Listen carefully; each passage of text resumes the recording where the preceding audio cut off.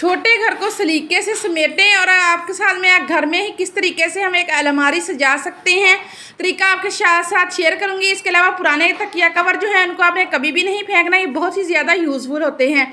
अक्सर औकात क्या होता है कि चादरें हमारी जो है वो फट जाती हैं, लेकिन तकिए कवर न्यू ही होते हैं जिनको जो फिर बच जाते हैं, तो इनको ही हम आज रीयूज़ करेंगे। इसके अलावा और भी ज़बरदस्त आइडियाज़ हैं, तो वीडियो को आपने फुल वॉच करना है।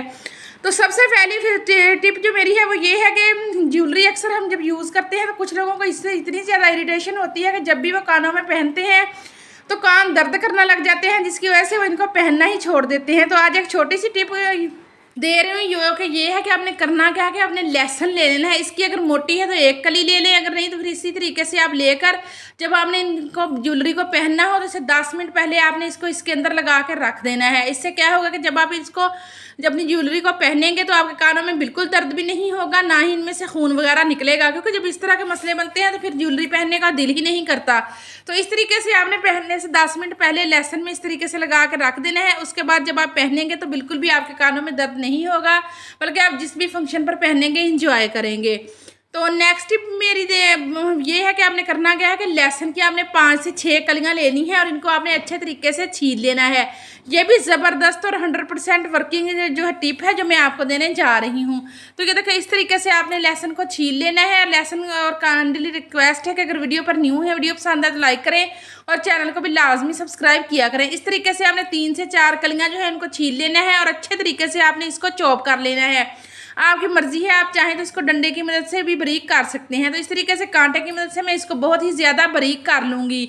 ये बहुत ही ज़बरदस्त टिप है, क्योंकि अगर आपके दांतों में दर्द है, आपके दांतों के ऊपर पीलापन आ गया है या कीड़ा वगैरह लग गया है, तो इसको भगाने में ये बहुत ही ज़बरदस्त रेमेडी है।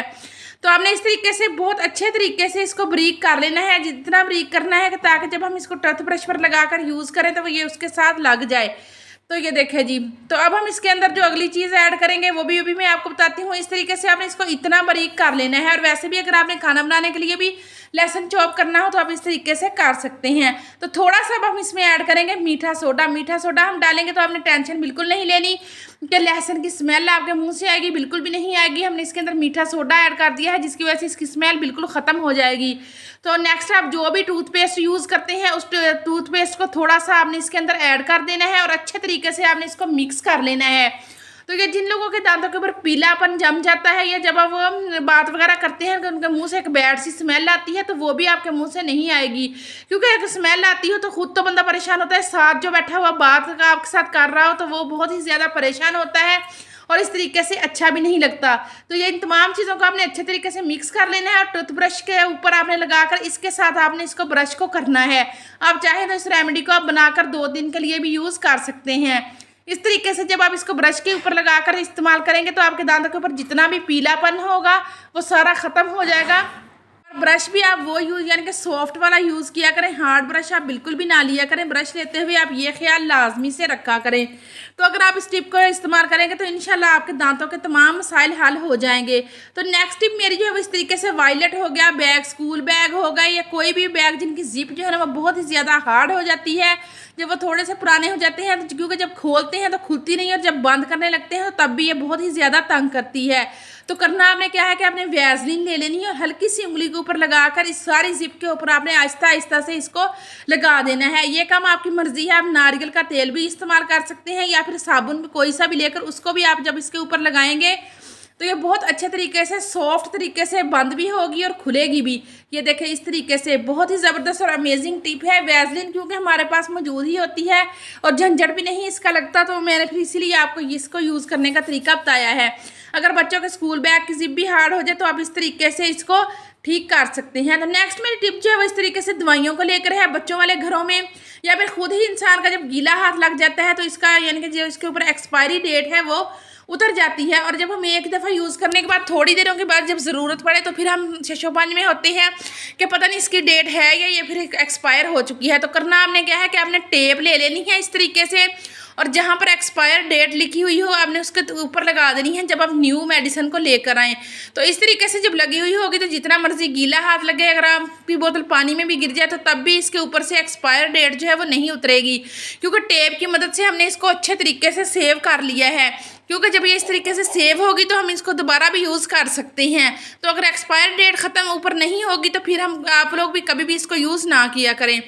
तो नेक्स्ट मेरी टिप जो है वो माचिसों को लेकर है। बरसात का मौसम हो या बारिश का या फिर सर्दियों का मौसम हो तो माचिस में नमी आ ही जाती है। तो इसके लिए करना आपने क्या है कि आपने कच्चे चावल ले लेने हैं और थोड़े से आपने माचिस के अंदर डाल देने हैं। तो क्योंकि चावल जो है ना, जितनी भी नमी होगी माचिस के अंदर उस सारी नमी को जज़ब कर लेंगे और आपकी माचिस जो है वो अच्छे तरीके से वर्क करना शुरू कर देगी। तो अगर आपके माचिस में नमी आ जाए तो आपने लाजमी से इस टिप्स को ट्राई करना है, क्योंकि ये बहुत ही ज़बरदस्त और 100% वर्क करने वाली है।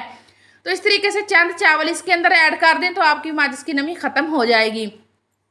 तो नेक्स्ट मेरी टिप जो है वो टूटे हुए कप को लेकर है। अक्सर कप हमारे होते खूबसूरत हैं लेकिन इनकी डंडी टूट जाती है, जिसकी वजह से फिर ये इस्तेमाल के काबिल तो रहते नहीं हैं।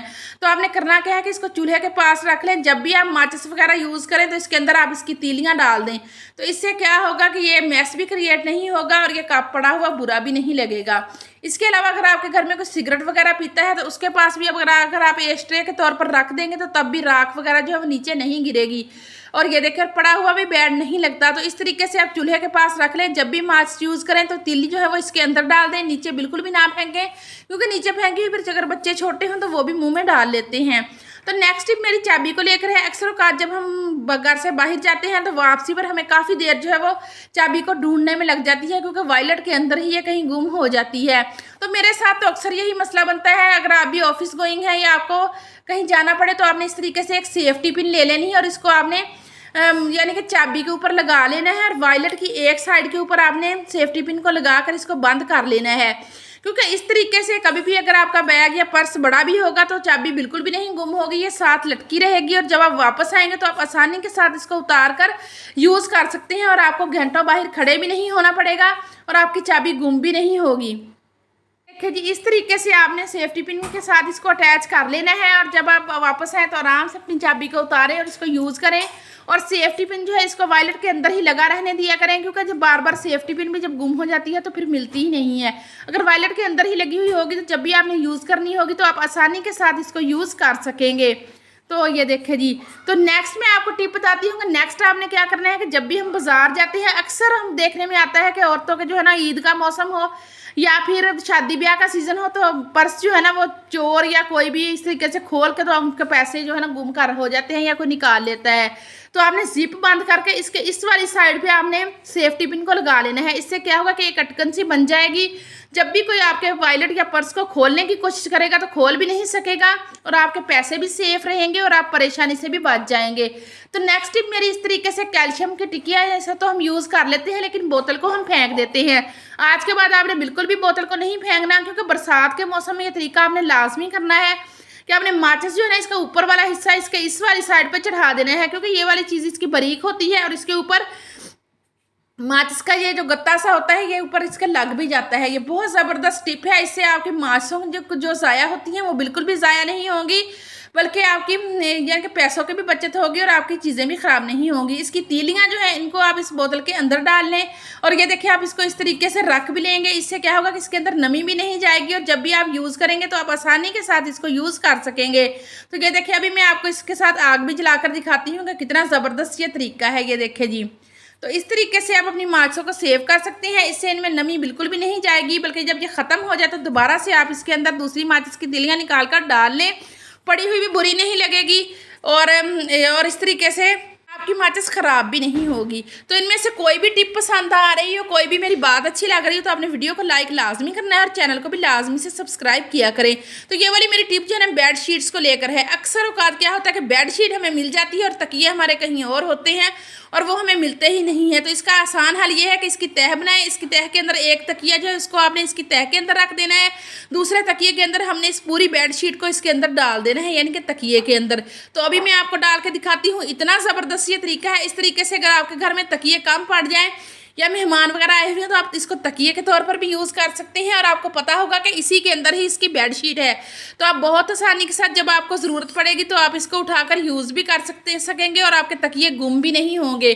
तो ये देखिए बिल्कुल भी पड़ी हुई भी बुरी नहीं लगेगी। और आप देखें इसके अंदर इसकी बेडशीट और दूसरा तकिया है, तो ये देखिए ऊपर से बिल्कुल ये ऐसे लग रहा है कि जैसे ये कोई तकिया ही पड़ा हुआ हो।